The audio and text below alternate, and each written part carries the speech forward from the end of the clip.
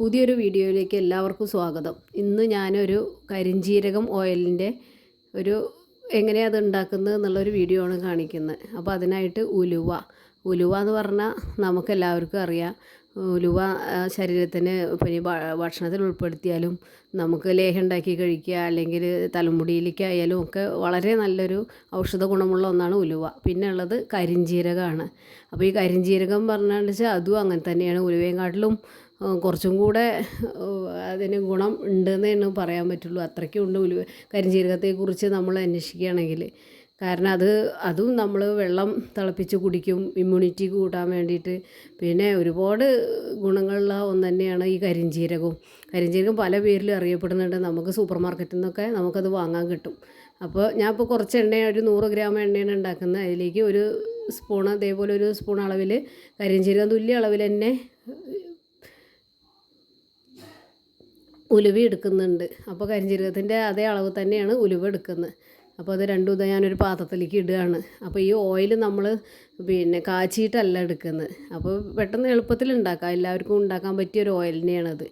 അപ്പോൾ തുല്യ അളവിൽ ഉലുവ എടുത്തിട്ട് നമുക്കിത് രണ്ടും കൂടെ ഒന്ന് മിക്സ് ചെയ്ത് നല്ലൊരു മിക്സിയുടെ ചെറിയ ജാറിലിട്ട് നല്ലപോലെ ഒന്ന് പൊടിച്ചു കൊണ്ടുവരണം. അത്യാവശ്യം നല്ല എത്ര പൊടിക്കുന്നു വെച്ചാൽ അത്രയും നല്ലത് തന്നെയാണ്. അപ്പോൾ ഞാൻ ഇപ്പോൾ കുറച്ചെടുക്കൊണ്ട് എനിക്ക് നന്നായി പൊടിഞ്ഞ് കിട്ടിയിട്ടില്ല. അത് കുഴപ്പമൊന്നുമില്ല, നമുക്ക് എണ്ണ ഒഴിച്ച് വെക്കാനുള്ളതാണ്. അപ്പോൾ ഇതുപോലെ ഒന്ന് നന്നായിട്ട് പൊടിച്ചെടുക്കുക.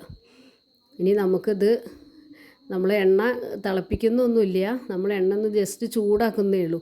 അപ്പോൾ അതിന് ഞാനൊരു പാത്രത്തിൽ കുറച്ച് വെള്ളം വെച്ചിട്ടുണ്ട് തിളപ്പിക്കാൻ വേണ്ടിയിട്ട്.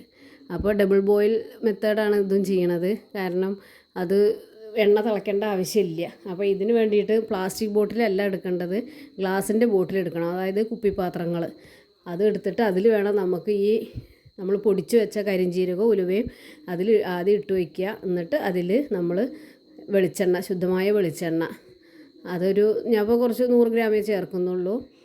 നിങ്ങൾക്ക് കൂടുതൽ എടുക്കണമെങ്കിൽ അതിനനുസരിച്ചിട്ടുള്ള ഉലുവയും കുറച്ച് അധികം തുല്യ അളവിൽ തന്നെ കരിഞ്ജീരകവും ഇട്ടാൽ മതി. അപ്പോൾ ഞാൻ വെളിച്ചെണ്ണ ഒഴിച്ച് വെക്കുകയാണ് ഈ കുപ്പിയിൽ. ഇനി ഇത് നമുക്കൊന്ന് ചൂടാക്കാൻ വേണ്ടിയിട്ട് വെക്കാം. അപ്പോൾ തിളച്ച വെള്ളം വാങ്ങി വെച്ചിട്ട് വേണം അതിൽ വെച്ചിട്ടൊന്നും കുപ്പിയല്ലേ ഇത് ചൂടാക്കി എടുക്കാൻ. നമ്മൾ സ്റ്റൗവിലല്ലാതെ വെച്ചിട്ടുള്ളത്, അത് വാങ്ങി വെച്ചിട്ടുണ്ട്, വെള്ളം വാങ്ങി വെച്ചിട്ടുണ്ട്.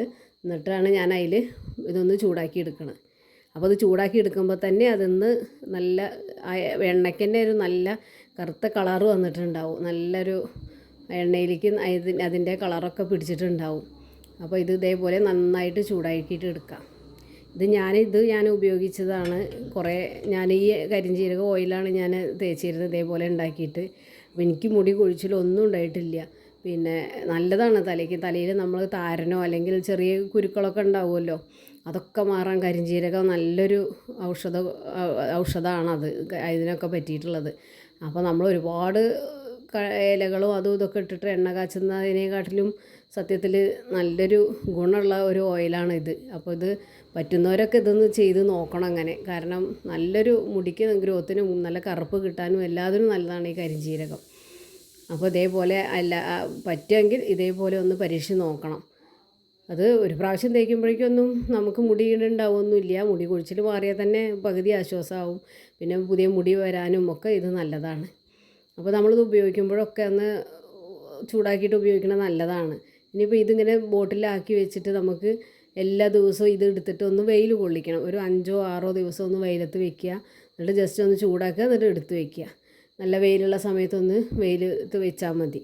ഇനി വെയിലില്ല എന്നുണ്ടെങ്കിൽ, മഴക്കാലമാണെന്നുണ്ടെങ്കിൽ നമുക്ക് ഇതേപോലെ വെള്ളം ചൂടാക്കിയിട്ട് അതിലൊന്ന് വെച്ച് ചൂടാക്കിയിട്ട് എടുത്ത് വെച്ചാൽ മതി. ഒരു 5-6 ദിവസം ചെയ്താൽ മതി. അത് കഴിഞ്ഞിട്ട് നമുക്ക് ഈ കരിഞ്ജീരകത്തിൻ്റെ ഈ പൊടി മിക്സ് ഇതിലിട്ടിട്ടുണ്ടല്ലോ, അത് വേറൊരു പാത്രത്തിലേക്ക് നമുക്ക് അരിച്ചെടുത്തിട്ട് ഈ എണ്ണ മാത്രമാക്കിയിട്ട് കുപ്പിയിൽ സൂക്ഷിച്ച് വെക്കാം. എന്നിട്ട് പിന്നെ ചൂടാക്കേണ്ട ആവശ്യമൊന്നുമില്ല. 5 ദിവസം കഴിഞ്ഞാൽ നമുക്കത് ദിവസം വേണമെങ്കിൽ തേക്കാം. അല്ല ആഴ്ചയിൽ 2 ദിവസമാണെങ്കിൽ അങ്ങനെ തലയിൽ തേച്ച് ആഴ്ചയിൽ 2 ദിവസം എണ്ണ തേക്കുന്നവരുണ്ടാവും.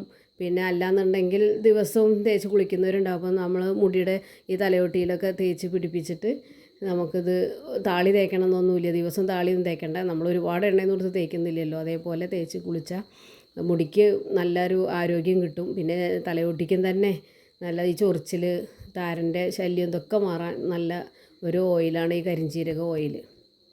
അപ്പോൾ ഞാൻ ഇടുന്ന ഈ ചെറിയ പിന്നെ എണ്ണയുടെ ആയാലും പിന്നെ ചെറിയ ചെറിയ വീഡിയോസ് എല്ലാവർക്കും ഇഷ്ടപ്പെടുകയാണെങ്കിൽ ഒന്ന് ഷെയർ ചെയ്ത് ലൈക്ക് ചെയ്ത് സപ്പോർട്ട് ചെയ്യാൻ മറക്കരുത് ആരും.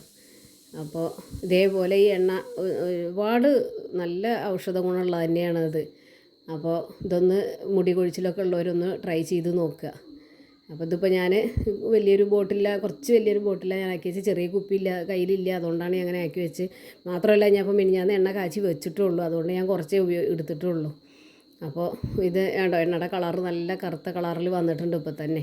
ഇനിയിപ്പോൾ ഇതൊരു 5 ദിവസം ഇരിക്കുമ്പോഴേക്കും നല്ല കറുത്ത കളറിൽ കിട്ടും. അപ്പോൾ ഞാനിപ്പോൾ ഇത് കാച്ചി വെച്ചിട്ട് ചൂടാക്കി വെച്ചിട്ടുള്ളൂ, അതുകൊണ്ടാണ് ഞാൻ ആ ഒരു വീഡിയോ ഇടാത്തത്. ഇതിപ്പോൾ തന്നെ നമ്മളതിൽ മിക്സ് ആയപ്പോൾ തന്നെ കറുത്ത കളറ് എണ്ണയ്ക്ക് വന്നിട്ടുണ്ട്. അപ്പോൾ ഈ ഇതെല്ലാവരും ഇതേപോലെ ഒന്ന് പരീക്ഷിച്ച് നോക്കണം.